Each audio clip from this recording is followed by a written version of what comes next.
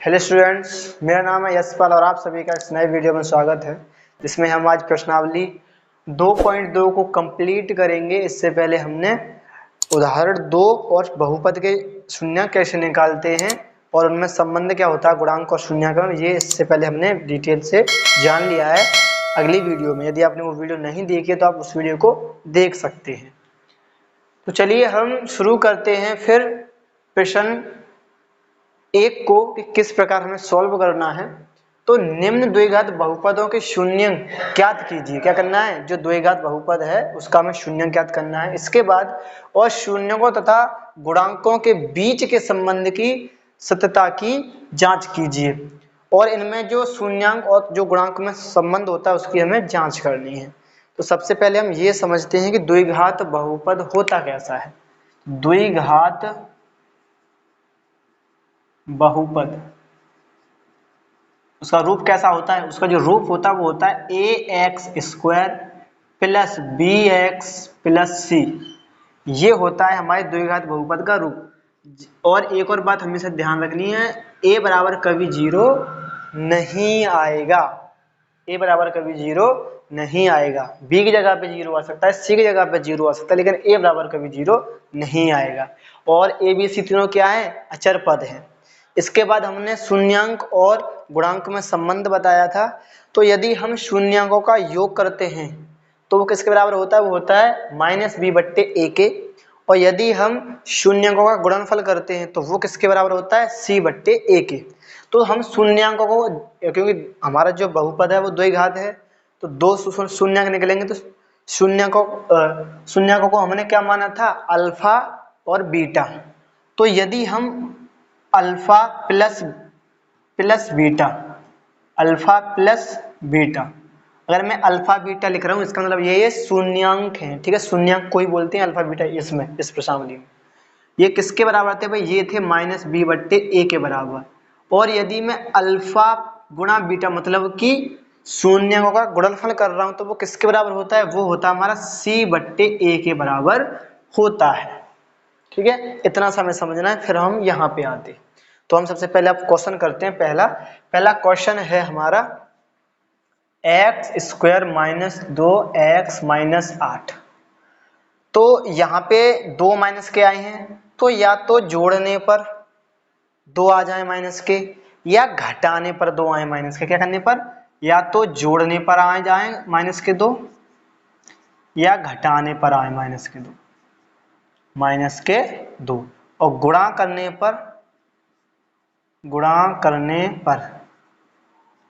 करने पर कौन से नंबर आना चाहिए? देखो यहाँ पे 1 है, यहाँ पे तो 8 है ना, 8 तो -8 आना चाहिए। तो भाई गुणा करेंगे तो कौन से दो नंबर में गुणा करने पर 8 आता है? तो 2 ही है, 4 और 2, 4 दूनी 8, और तो कोई नंबर है नहीं। और 1 है, 8 एकन 8, 2 ये है।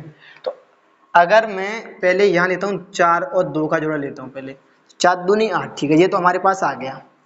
अब मैं इसमें से 4 को माइनस ले लूँ तो 4 दूनी 8 माइनस के 2 8 आ गए। और अगर मैं 4 में से 2 घटाऊंगा तो कितने बचेंगे? 2। वो क्योंकि वैल्यू जो बड़ी है हमारी, किसकी वैल्यू? माइनस की बड़ी है, तो इसीलिए वो किसके आएंगे? माइनस की वैल्यू आएगी, तो माइनस के 2 बचेंगे। ठीक है, तो हमें यहाँ से इसको हमें किस में तोड़ना है? एक तो -4 और -2, वो प्लस का 2। तो हम तोड़ेंगे x² - 2x और प्लस के 2x और -4x -8। यहाँ से क्या कॉमन दिखाई दे रहा है? यहाँ से हमें x कॉमन दिखाई दे रहा है। ध्यान रखना यहाँ पे और यहाँ पे कुछ ना कुछ कॉमन लेना है हमको। यहाँ पे क्या कॉमन दिखाई दे रहा है? x। तो यहाँ x प्लस 2 बचेंगे क्योंकि x तो हमने कॉमन ले लिया। यहाँ से हमें क्या कॉमन दिखाई दे रहा है? 4। तो -4 कॉमन लेंगे तो x यहाँ पे बचा, 4 एकन 4, तो यहाँ तो x बचा। 4 दूनी 8, ये माइनस का लिया है तो इस वजह से ये किसका हो जाएगा? प्लस का। तो 4 दूनी 8, 2 बचेंगे यहाँ। ये दोनों एक जैसे आए हैं, ये दोनों एक जैसे आए हैं, तो इसका मतलब ये, इसको हम एक कोष्टक में लिख लेंगे x + 2 और x - 4 को हम दूसरे कोष्टक में लिख लेंगे।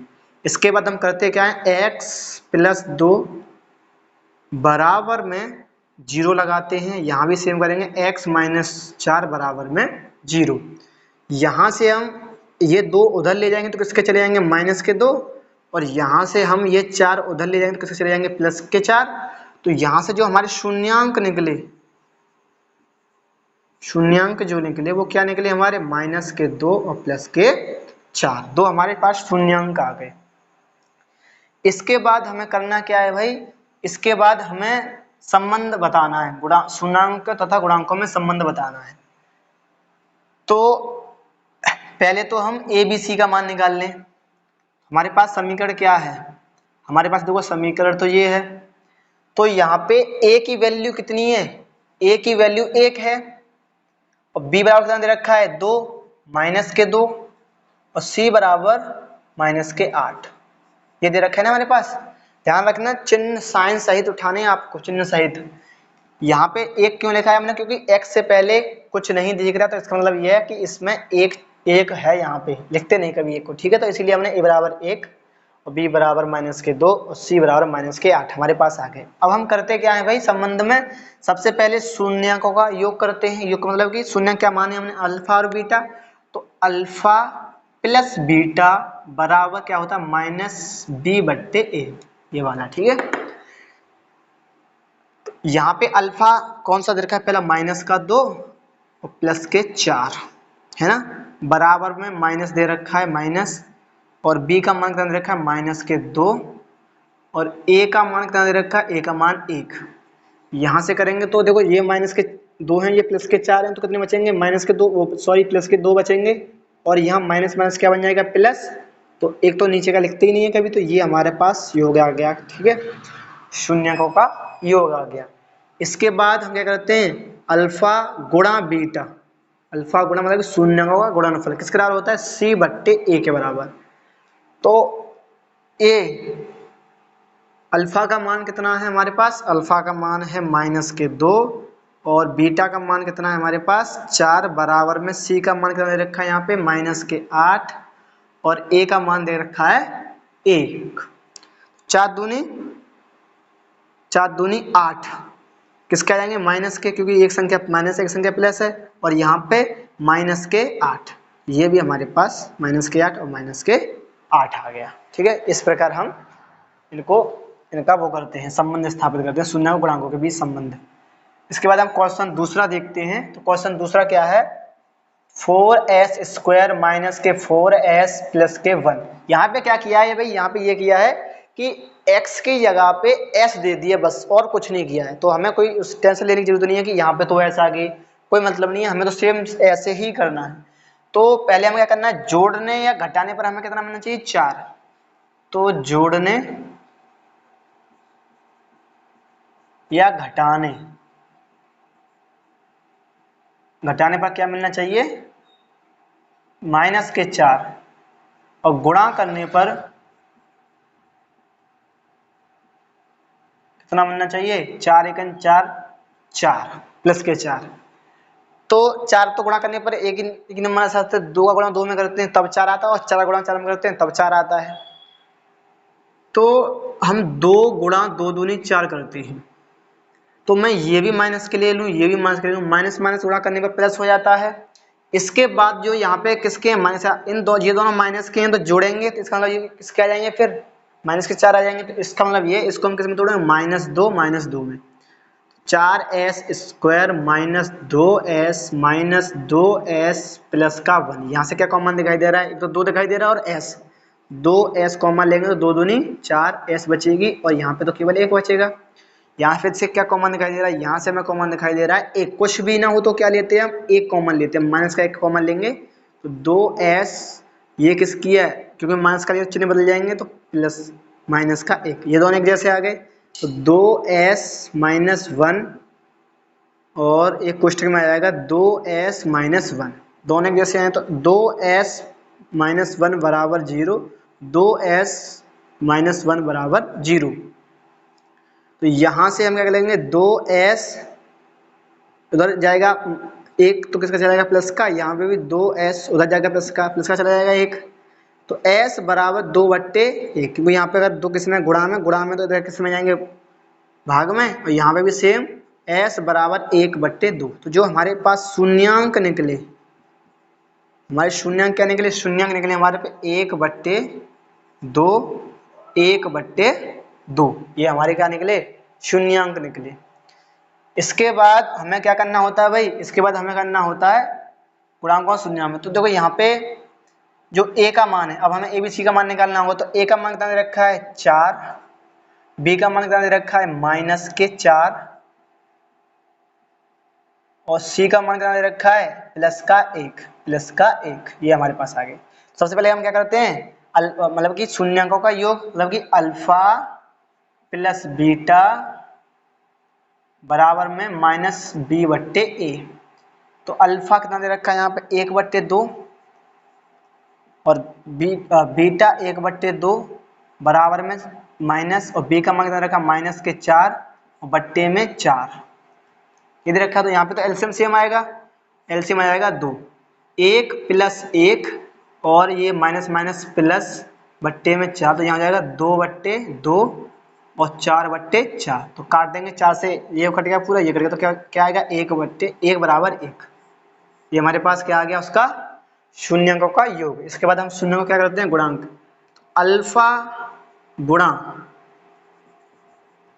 अल्फा गुणा बीटा बराबर किसका होता है c/a के। अल्फा कितना दे रखा है 1/2 गुणा बीटा कितना रखा 1/2 बराबर में c का मान कितना रखा है 1 और a का मान 4। तो 1 का 1 में गुणा करेंगे तो 1 ही आएगा, 2 दूनी 4। तो ये भी हमारे क्या आ गए, दोनों सेम आ गए। ठीक है, इसके बाद हमें क्या करना है, सवाल तीसरा कौन सा है। देखो सवाल तीसरे को हम देखते हैं, 6x फिर -3 माइनस के 7x। तो इसने क्या किया है भाई, जो b का मान है वो तीसरे नंबर c की जगह पे रख दिया है और जो c का मान है वो b की जगह पे रख दिया है। लेकिन हमें तो सेम इसी प्रकार से बनाना समीकरण, तो मैं यहाँ पे समीकरण किस प्रकार से लिखूंगा, इसी प्रकार से मैं यहाँ पे 7 को पहले लिखूंगा, b की जगह पे ही लिखूंगा, ठीक है, और -3 ये मैं लिख लेता हूँ। अब हमें क्या करना है, जोड़ने या घटाने पर तो कितना आना चाहिए 7 माइनस के। तो जोड़ने और या घटाने पर -7 और गुणा करने पर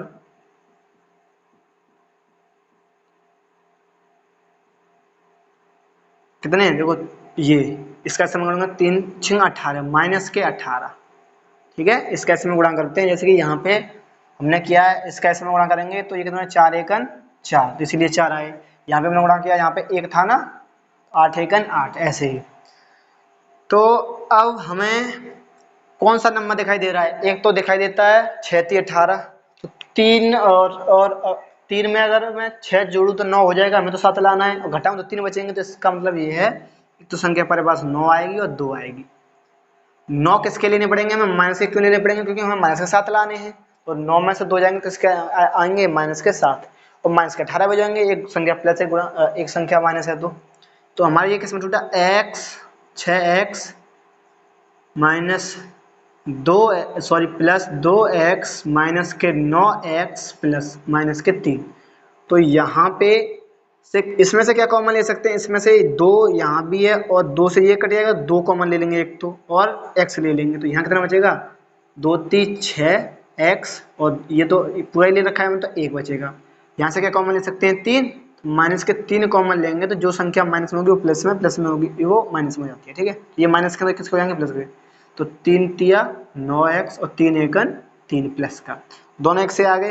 एक क्वेश्चन में लिख लेंगे 3x + 1 और एक क्वेश्चन में हम लिख लेंगे 2x - 3। तो 3x + 1 बराबर में 0 और 2x - 3 बराबर में 0। तो x 3x इधर प्लस में है तो इधर किस में जाएगा माइनस में,